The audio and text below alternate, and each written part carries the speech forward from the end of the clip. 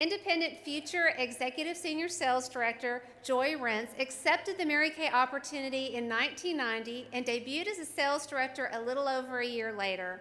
Let me tell you just a few of her accomplishments.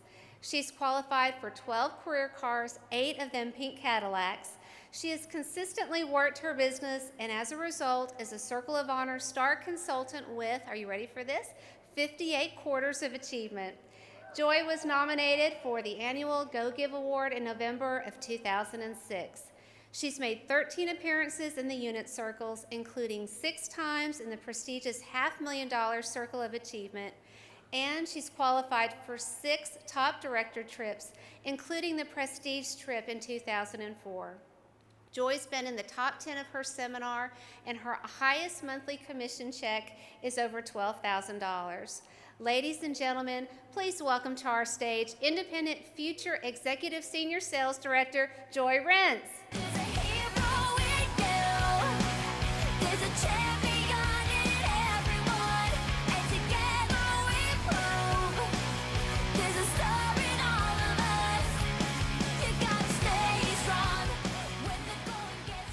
Are you guys having so much fun?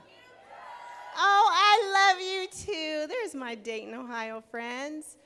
Oh my gosh, I've just been sitting over here enjoying so much listening to these Mary Kay stories. And you know what? Sometimes I've heard them over and over and over again, but you just can't get too much of hearing about Mary Kay, can you? And for those of you who didn't have that wonderful opportunity to spend time with her and really get to know her, I hope that her legacy and these stories have given you a warm heart to know where the foundation of this company was built. And I have a story that I'm going to share with you. Now, we're all girlfriends here, right? Are we all girlfriends? Okay. Have any of you ever had something happen to you that it took you a really long time to be able to tell somebody about it? I need to hear yes. I need to know we were on the same page because it took me a long, and you'll understand in just a minute, but I had to make sure. And I want to preface this with, I'm not a primper. I've been like times I'd go to a baseball game, a professional game, and you have to stand in a long line to get to the ladies' room. You go in, do what you go in to do, and you wash your hands, and you go right out, and I'm thinking, oh, I don't even know if I have lipstick on. I just forget to look. And so that part of the story will make sense in a few minutes. So now I'm kind of a new consultant, and I have a skincare class booked, and it's going to be on a college campus very close to my home. It has been sub-zero temperatures for a very long time. One of those where it's so cold, the kids don't go to school because it's so cold. And so my kids had been out playing for just a little while in the snow, and they came in after just, 3 minutes. They're frozen, and they needed hot chocolate. And so I want you to know that I'm lactose intolerant. Does anybody know what that means? So I don't drink hot chocolate with them. You're with me? Okay. So they came in, we fixed some hot chocolate, and there was just a little bit left in one of their mugs. And I thought, I love hot chocolate. That little bit ain't gonna matter. Well, I had a class that night. You heard me say that. But I drank that little bit of hot chocolate. First, I was all right. First 3 minutes. And then after just a few minutes, I was like, oh. Oh.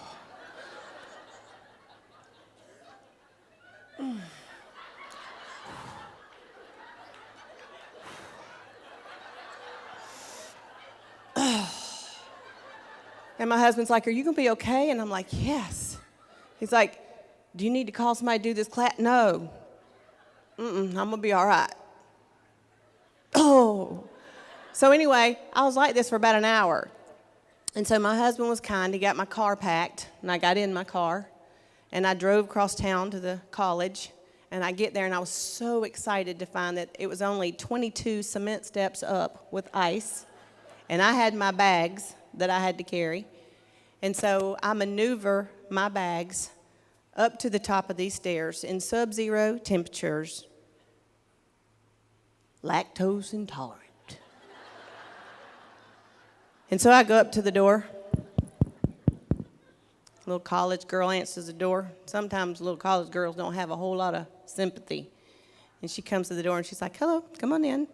And I said, I just need to tell you right off the bat that I'm sick, but I'm not contagious. So just had a little hot chocolate and it's just not settling with me, but I should be all right. So she invites me in and I walk in and I know I'm in trouble because this is a 1-bedroom efficiency. It's really small. And so we go over and we start setting up. Now, how many of you have been in long enough? You remember the 5-step basic? You're with me? Okay. So I go over and I set out the trays. And as I'm setting them out, I said, could you just show me where your bathroom is? She's like, sure. So she just takes me. And it was right here. And they were right here. Now, there was one simple wall, and they were here.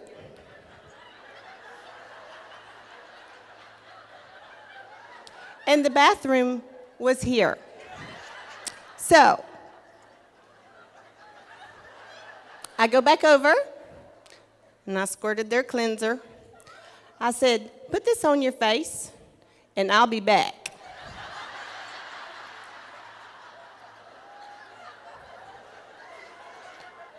And I went in there and I just was doing some heavy breathing, some praying, and some heavy breathing. I'm like, okay, I'm gonna be all right. So I go back and I had them wipe that off and I said, this is a mask. Remember how long the mask stayed on? 10 minutes. I said, I'll be back in 9.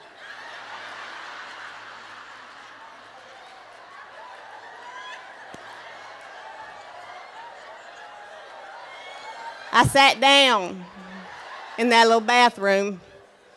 I was a little concerned because if you remember, there was just one simple wall. And I was praying. I was rocking. Y'all been there, that's why you're laughing.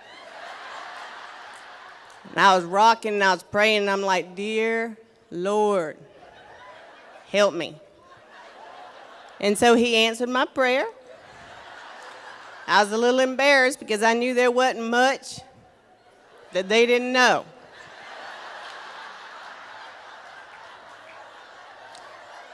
So I get up and I go over there and I'm thinking, got to be some spray.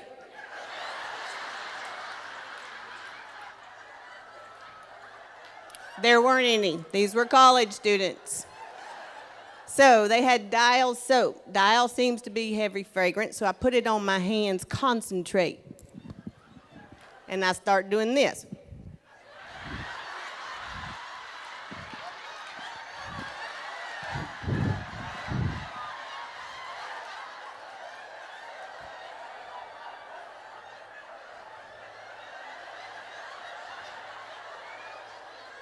Okay.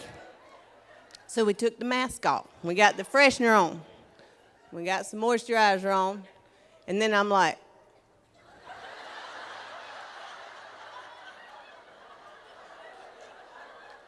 moisturizer, and here's some glamour. I'll be right back.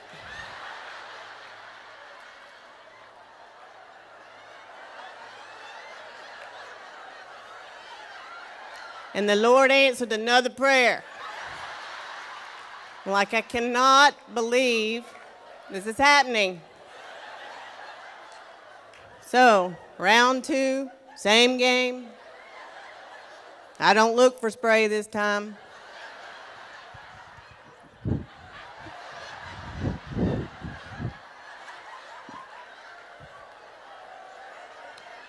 And then I wasn't so sure that was enough, and there was a little rug, a little carpet that was laying on the floor, and I'm like,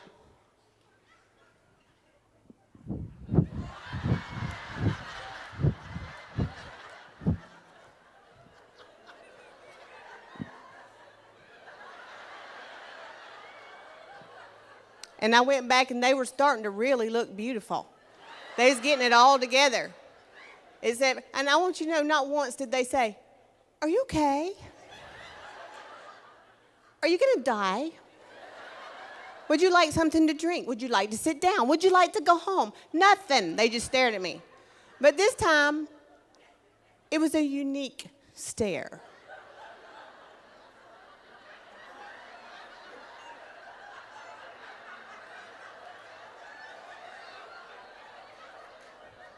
And I'm like, "Is something wrong?" And they said, "What's all over you?" And I went, "Oh, y'all, I had carpet fuzz and dirt and stuff all over me." And I just went, "Girl, I was in your bathroom and I was so sick I just laid down in your floor." And I want you to know, when I got done, I sold $600, which they wanted me to go down those cement steps to pack and bring back to them, which I did. But it was an amazing class, but it absolutely was the most embarrassing thing that has ever happened to me. And I went home and told my husband and swore I'd kill him if he ever breathed the word of it. And so I just want you to know that you will have stories, and if you don't, hang on. Drink you some hot chocolate, because yours is coming.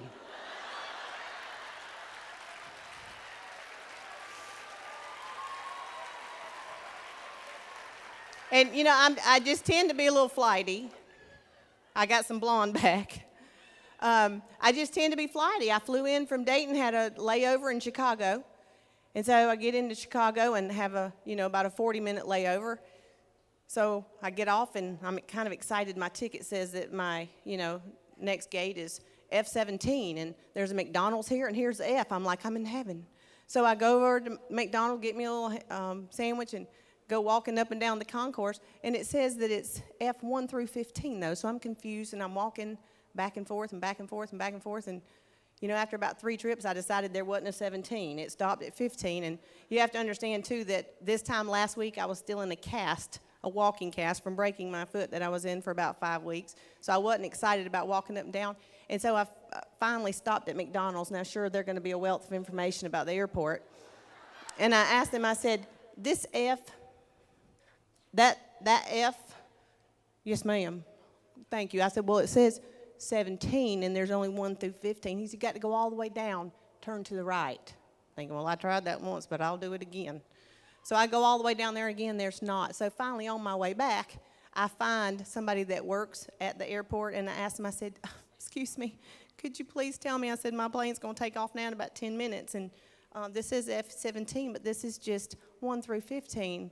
She looked at it, and then she just grabbed my hand. She said, "Oh, sweetheart, that's your seat assignment."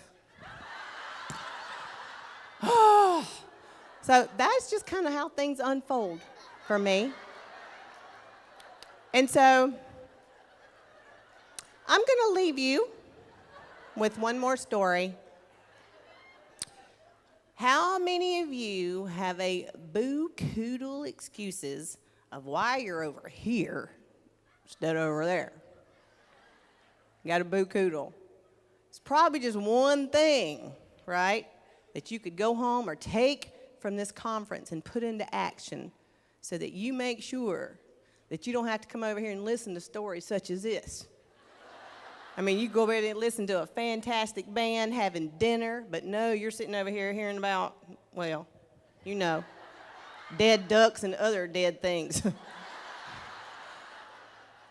But this is just to put it all into perspective. There was a gentleman who went to the doctor, and he said, "Doctor, I got a serious problem." Doctor said, "Well, what is it?" And he said, "Well, see, doctor, when I press right here, oh, dear Lord, it hurts so bad. I just feel like I can't even take it. The pain is so bad." Doctor said, "Really?" And he said, "Yeah." And he said, "And then right here